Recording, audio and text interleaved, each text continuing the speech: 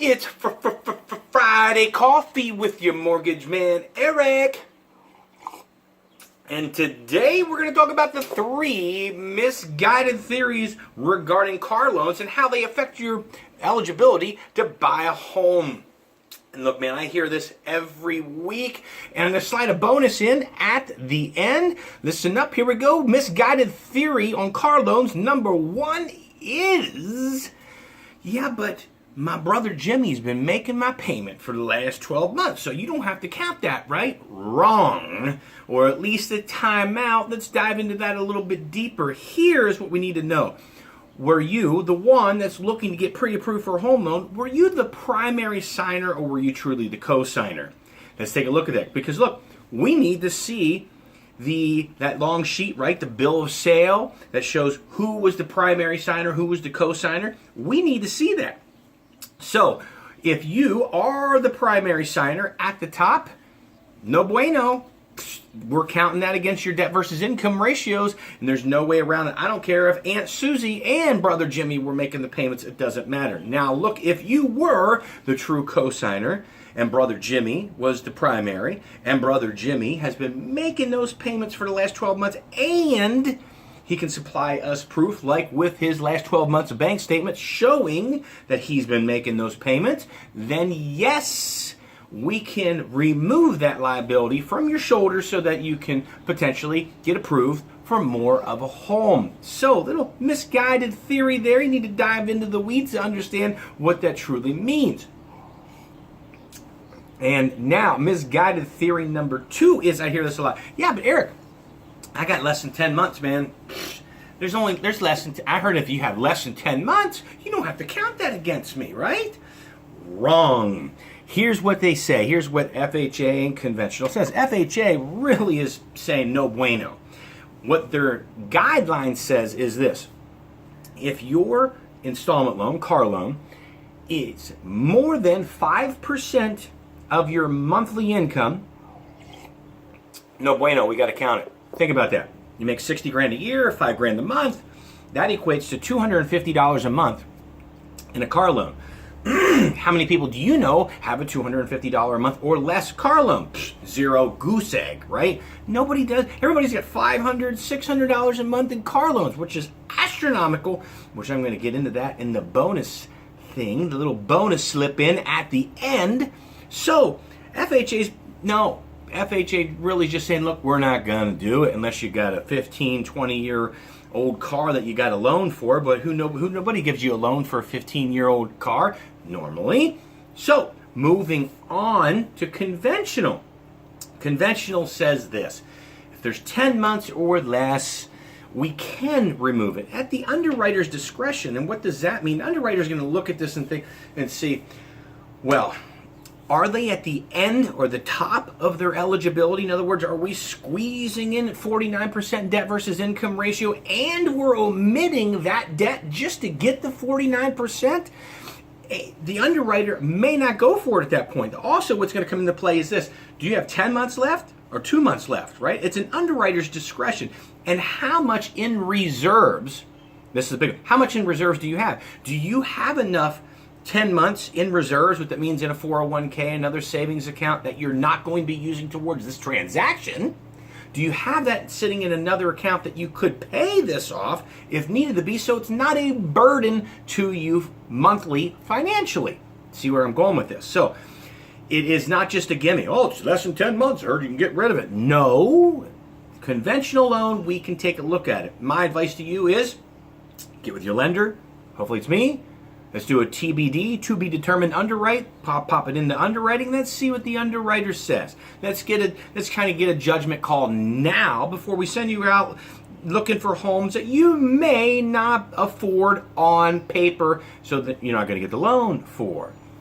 Misguided theory number 3. And this is kind of a no-brainer, but I hear it week to week. But I have a lease. I got a lease, man. I don't got a loan. Doesn't matter. That's actually worse. And look, we can actually get into that debate, right? That debate could probably go on for hours. What's better, leasing or buying? In my opinion, is buying. Leasing, I think, is a grave mistake.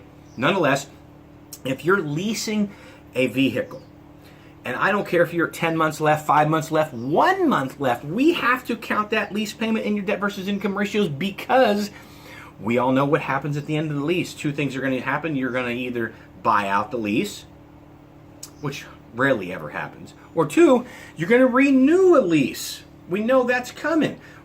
And if you say, well, no, I'm going to buy I'm going to buy the car now. Well, okay, great.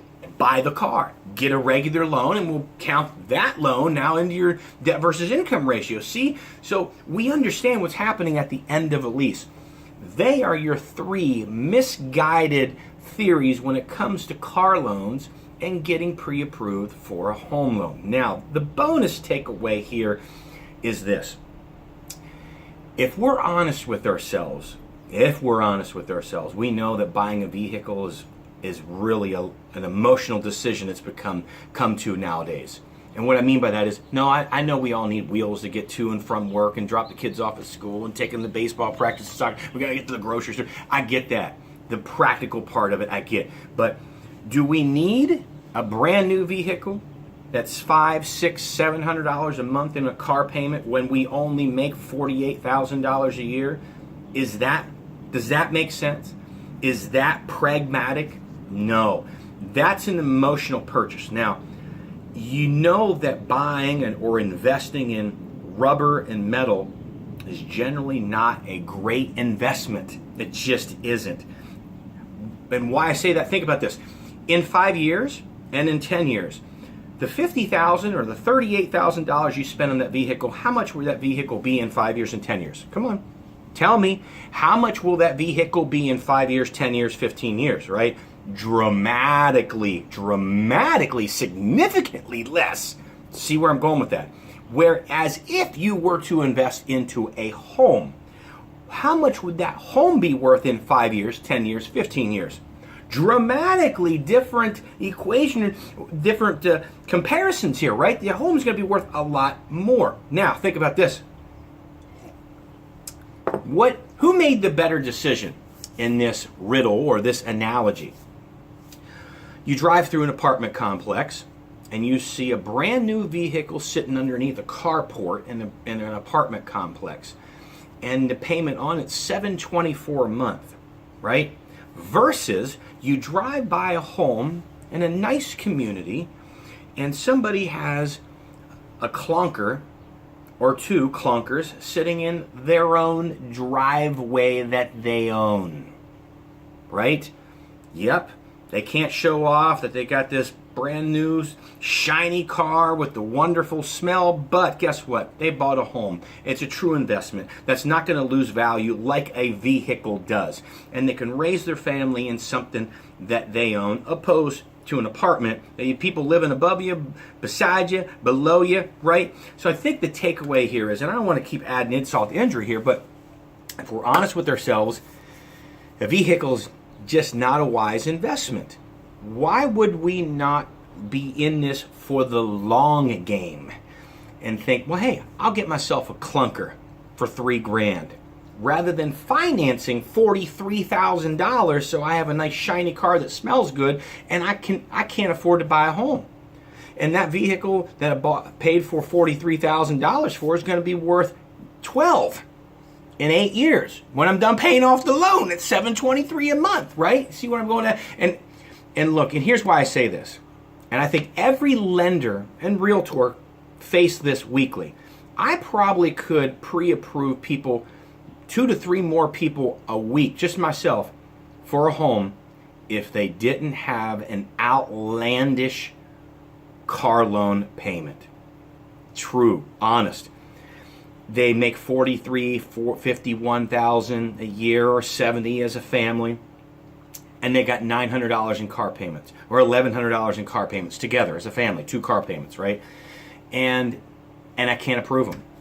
Or I come back and say, well, hey, you know, I can get you $175,000 based on where we're at now. If you didn't have those car payments, I can get you $325,000, right? So I have that conversation right there several times every week, and I know other lenders do too.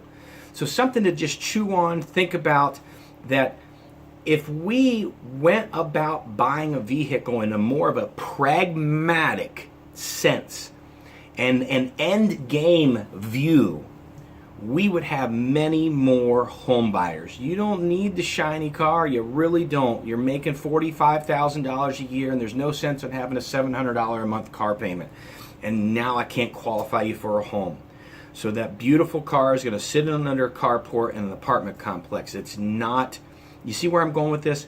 The car industry has brainwashed us in thinking we need the shiny vehicle.